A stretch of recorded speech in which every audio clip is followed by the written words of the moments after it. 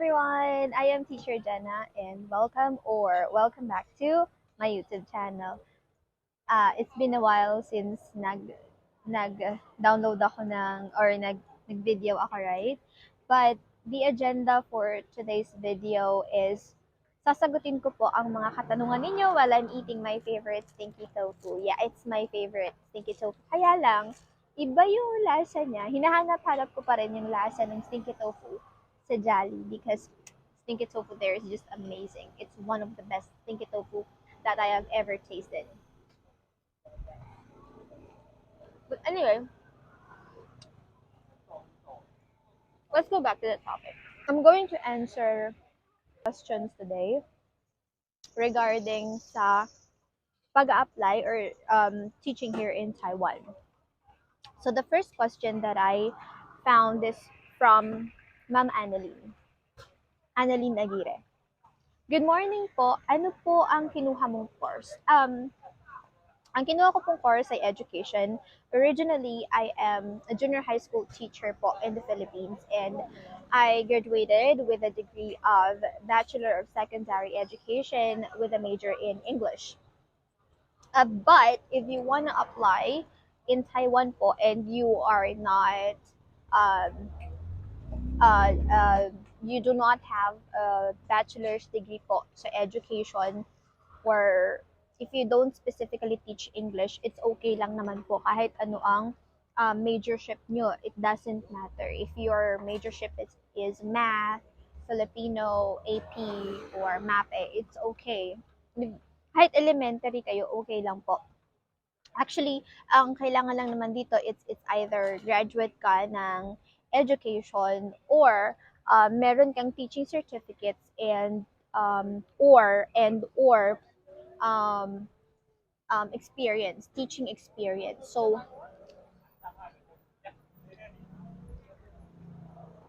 doesn't matter. If you want to, apply here in Taiwan, do not be afraid to try.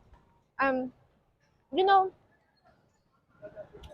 I did not really think of passing talaga before. Kasi, I thought, hindi naman ako ganun kagalingan. But then, if it's meant for you, it is and it will be. That's why, kung gusto mo talagang magturo dito sa Taiwan, you can teach naman po talaga. You just have to, pursue and have the motivation para ituloy ang application. Dahil, ang pag-gather ng documents ay medyo madugo po talaga. Another thing,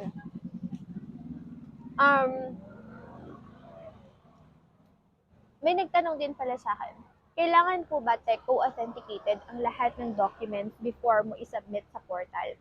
Actually, sa batch ko, nasagot ko na to sa previous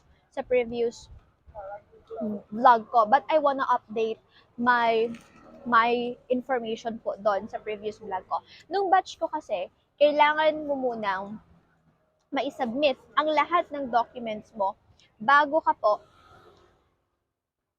ng kompleto with TECO authenticated documents. Kailangan mo nang ma-submit mo yun lahat bago bago nila ako in-entertain.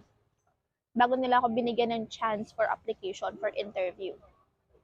And then, ngayon, merong mga teachers na nagsabi sa akin, like, one of my friends, they told me na nakapasok siya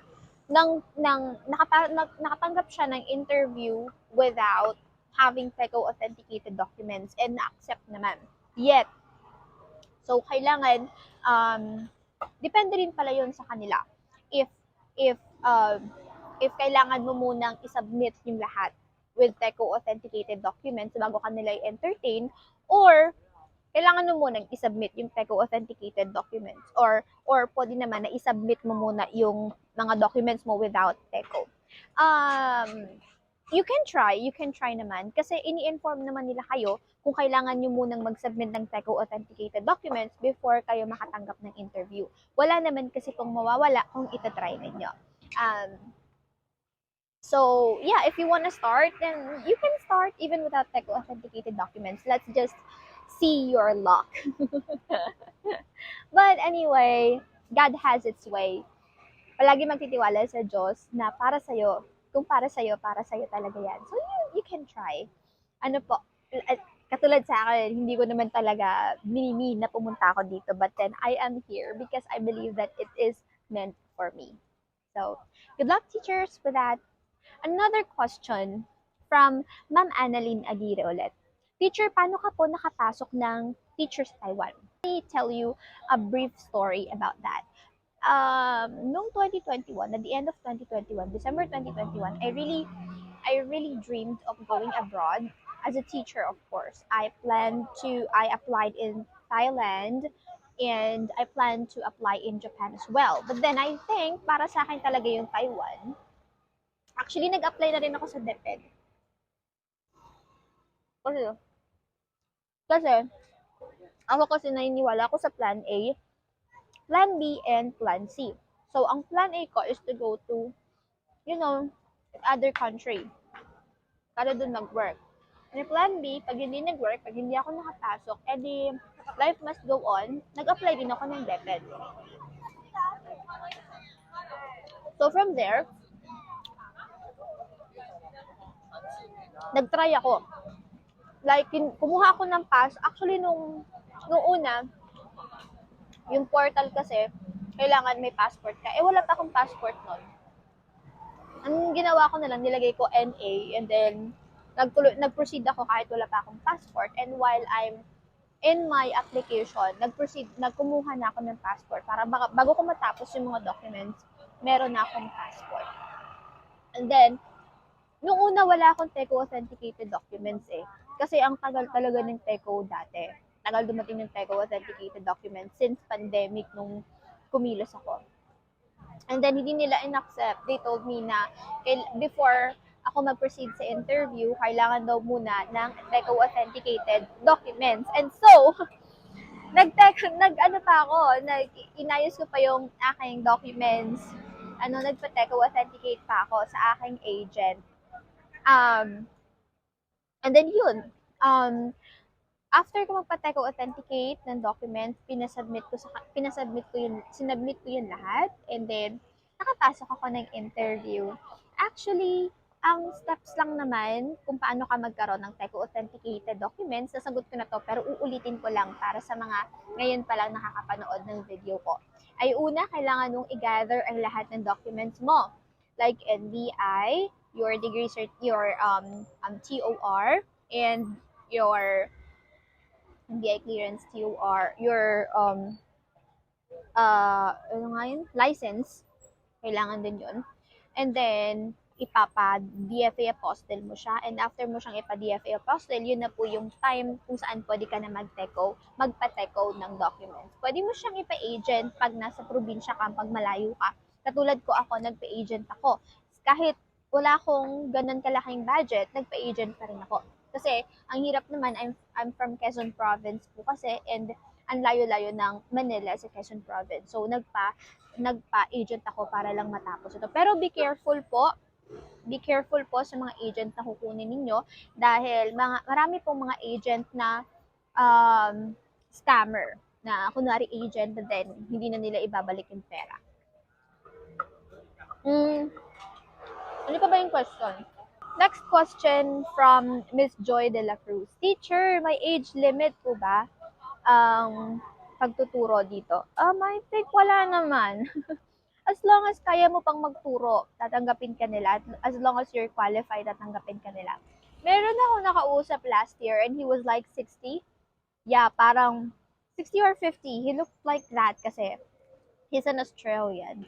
And bumalik na yata siya sa Australia. Pero I think he's around 50 to 60 years old. Yun yung age niya. Malakas pa naman siya and mukha naman siyang magaling magturo.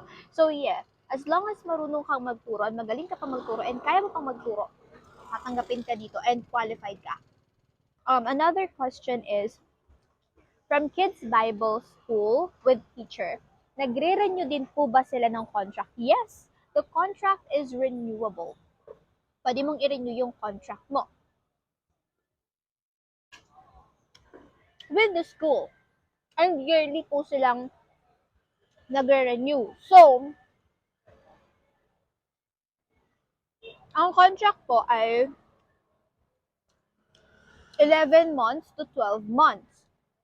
And renewable siya kung gusto niya mag-renew or kung gusto niya magpalipat ng school, pwede din naman. You just have to cooperate with the school and with your coordinator po para mailipat kayo ng school. So yes, renewable po ang contract. I will try to answer most of the questions po as much as possible para wala akong makaligtaan. Next is, may isa din teacher na nagtanong sa akin na anong gagawin niya if yung school na university niya ay hindi kasama sa MOE. Sa list ng MOE. Mag-wait na lang po tayo. Kailangan kasi kasama siya sa list ng MOE. So, if hindi siya kasama, don't worry. Palagi naman kasi nag-update. Nag-update naman sila na nag-update ng schools, ng accredited schools ng MOE. So, mag-wait na lang tayo na mapasama yung lista, yung pangalan ng school natin sa listahan. May na-receive din akong question from a DepEd teacher na, ma'am, kailan po ba advisable na mag-resign ako sa DepEd? Should I resign po? Kahit hindi pa ako nakakakuha ng interview kasi ako naman po ay nag-apply na? Or should I resign po pag nakakuha na ako ng kontrata? Actually, may nakasabay ako last year na while he is applying, he's still in DepEd. He just resigned nung nakatanggap na siya ng contract. Pero kailangan yung iayusin yung papers kasi I heard masyadong madaming papers yata na kailangan yung ayusin and medyo maproseso din siguro ang pag-a-apply.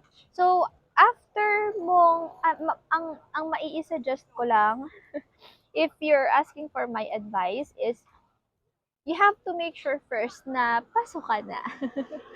But in God's will, makakapasok at makakapasok din naman po tayo. Dahil kung para sa atin naman ito ay ipapagkaloob ito sa atin ng Diyos. But, kasi, DepEd is really a stable job dito sa atin, sa atin sa Pilipinas. And you cannot risk it without having another more stable and better opportunity. And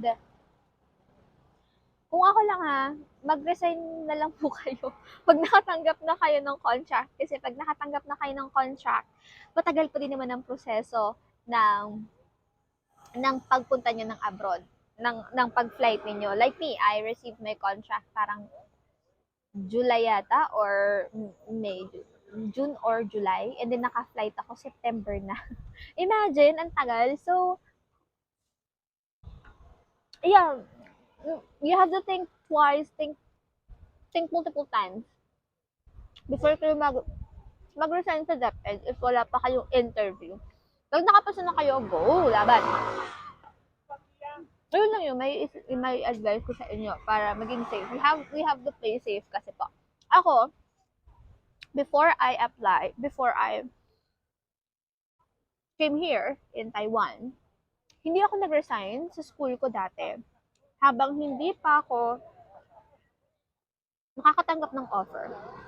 So, tuloy-tuloy pa rin ako sa pagtatrabaho habang naghihintay ako ng kontrata ng ng confirmation na nakapasa na ako. Actually, pag meron na kayong naka-confirmation na welcome to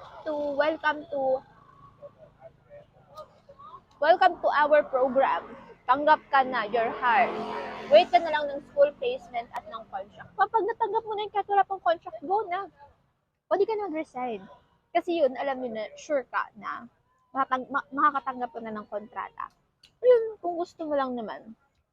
Next is, what else? Pwede naman, pag nakatanggap ka na ng confirmation na nakapasok ka na, natanggap ka na sa program, it's either TFETP, Teach Taiwan, or Phoenix, pag natanggap ka na doon, kahit wala pang contract, pwede ka na mag-resign. Para ma-start mo nang iproseso yung mga documents mo. Oo, pwede naman yun. Kasi, ang matagal din namang proseso pa yun eh. So, yun lang po yung masasabi ko. Another question is, basta sinabi ko kanina pag nakatanggap ka na ng contract, pwede ka mag-resign kahit hindi ka pa nakakatanggap ng contract. Basta, ang advice ko lang is, meron ka ng confirmation na nakapasok ka na sa program. It's either TFETP, Teach Phoenix, or Teach Taiwan. Kailangan may confirmation ka na welcome to Teach Taiwan, welcome to blah blah blah, you are hired, wait ka lang ng contract. Kung natanggap ka na ng ganon, go na, yun na yung sinyalis mo. Kasi di ba mahaba daw ang proseso ng pag-resign sa DepEd. I'm not sure ha, kasi I'm not from DepEd naman. But ako, nag-resign lang ako nung nakatanggap na ako ng confirmation from TFETP dati. But right now, I'm not under TFETP na, I am under Phoenix na. Another question that I received is, ito, gusto ko tong question na to. From, she doesn't have a name. Ma'am, required po ba ang mga certificates na nagturo ka online, example 5-1 talk? Or basta pag may TEFL, TESOL certificate ka, pwede mag-apply ng Taiwan? Hope you answer. So, the teaching certificates, the online teaching certificates po is not acknowledged. Because, based on my experience pala ha, it was not acknowledged based on my experience. Kasi ako, meron din akong COE. Nagturo din kasi ako sa iba't ibang online ESL companies like Akansalt, Teach Taiwan, ABC 360. Naging online ESL teacher din po ako. And hindi po nila in-acknowledge. I do have it. Actually, sinend ko rin yung mga teaching certificates ko. Yung mga COE ko. Pero isinubmit ko pa rin sila sa portal para makita nila yung experiences ko. Kaya lang, nung nasa school na ako, nung nagkakaroon na kami ng enumeration ng salary, hindi siya na-acknowledge. So, hindi siya kasali hindi siya na-acknowledge for my para sa salary ko. Pero inilagay ko pa rin siya sa portal. I-send nyo pa rin yung mga teaching experience niyo, yung mga COE nyo if nagturo kayo sa Palfish or sa 5-1 Talk, i-send nyo pa rin siya kasi advantage pa rin po yun para sa inyo. Kasi in my case, siguro naging advantage ko din siya, but hindi siya na-acknowledge. Another thing is I am from private school kasi. Actually, hindi siya na-acknowledge sa salary ko. Kaya kaya nag-start ako from the very bottom of the salary range po. Pero may mga schools na ina-acknowledge nila yung mga private schools na experience mo. May schools na tataasan nila yung salary mo dahil nakapagturo ka naman na in private schools. Pero kung galing ka sa public school, tapos pumunta ka dito ng Taiwan, tataas yung salary mo, magkakaroon ka ng dagdag sa salary mo. Kasi magkakaiba ang salary, ang range ng salary pag may experience ka at wala kang experience. Especially pag nasa public school ka. So, kung nagtuturo ka na ng public school, ng 3 taon, 2 taon,